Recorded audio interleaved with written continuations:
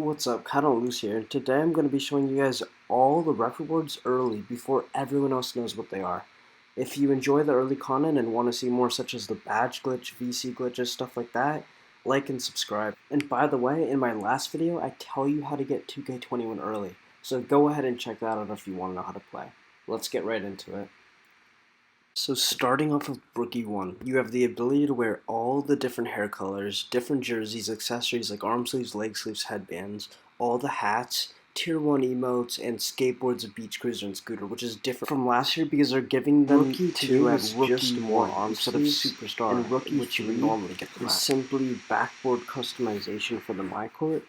But moving on to Pro 1, we have tier 2 emotes, so you get more emotes, and you get neighborhood gameplay animation. So this is like not the jump shot landings, but the animations after you dunk or the animation after you get a 3, as well as more jerseys, more player panels, more eyewear, backpacks, and the lowrider. So the backpacks and lowrider, instead of Superstar 2, Superstar 3, you actually get them at Pro 1, which is insane. In my opinion, I think 2K kind of just wants a little more money to be spent on the game, a little more VC to be put in in their pockets.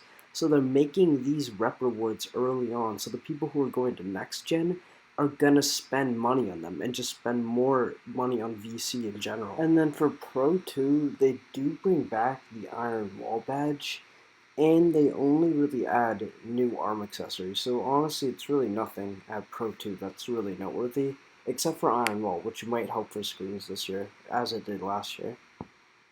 Pro 3 is just MyCourt customization for the backwards, nothing anyone really cares about. But moving on to All-Star 1, we have Tier 3 emotes, more player panels, more gameplay animations, so I guess like you can do like backflip, standing still, stuff like that, just like last year.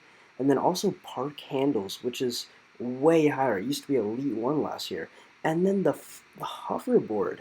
It was a really high rep reward. They moved it to All-Star 1.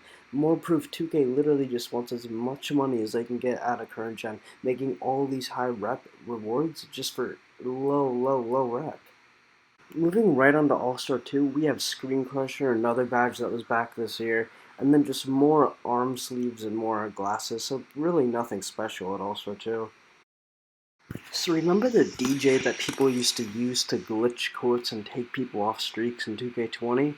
Well, that's back this year, but instead of higher up, now it's at All-Star 3. You can unlock MyCourt floors and customizations, there's more stuff for the MyCourt.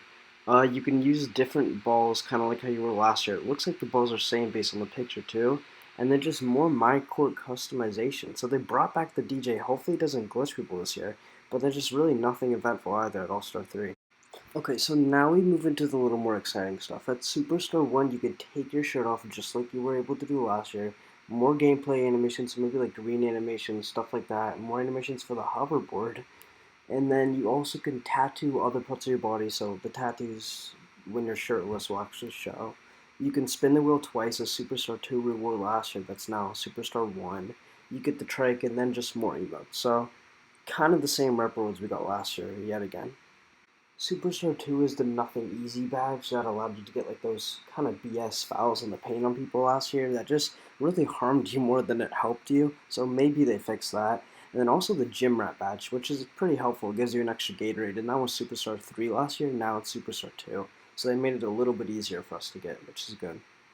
At Superstar 3, we get the entrance where you could spawn in at any place you want, as you were able to do last year.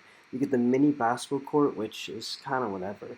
And then also the penthouse, which I'm pretty sure it's the same exact penthouse as last year, but instead of Elite 1, it's actually Superstar 3. So they're making more rewards easier to get since next gen's coming out in an earlier time frame. At Elite 1, you get to spin the Elite wheel, but it's actually rumored not even to have a bonus on it this year, so they kind of made that worse, which is pretty disappointing. And then you also just get more emotes and more player panels, which hopefully the player panels are different. I don't know if they will be, though. Elite 2, create your own shirt, which is actually the same exact spot they had in last year. And then I'm really not sure why they decided to move every single rep reward up besides Takeover Booster. They changed Takeover Booster from Elite 1 to Elite 2, which is honestly insane because we're not going to have the game for that long. but like none of us are gonna have takeover booster. Which, if you remember last year, it was so hard to get your takeover without the booster, especially on the 3 court. So I'm not really sure why they did that. Maybe takeover's more OP. Maybe it's easier to get. We'll just have to see. Second to last, we have the fireworks that no one really used last year, the double VC that didn't work, and the mascots, which might be cool, but I heard they were the same exact mascot, so I don't really know how I feel about that. And then lastly, what you guys have all been waiting for, the Legendary Awards. You get 10 extra badge points as you did last year, you get more player panels, and then Arrive in Style, which I think's gonna be the same exact thing as the helicopter. Maybe they'll meme us a little and do something different, which I would like there to be something different. I would hope 2K's not lazy like every single other year and makes the same exact thing. But yeah, knowing 2K, they have the history of doing that, so they probably will end up doing so. Well, anyways, thanks for watching. Comment what you think the actual Legendary Award's going to be, if it's going to be the same or if they're going to mix it up. And by the way, if you want to learn how to do these drill moves, check out my first video. And like I said in the beginning of the video, if you want to learn how to get 2K21 early, watch that last video too. So, I don't know, if you learned something new, if you enjoyed anything I had to say, subscribe or leave a like, it would mean a lot, and I'll see you in the next one.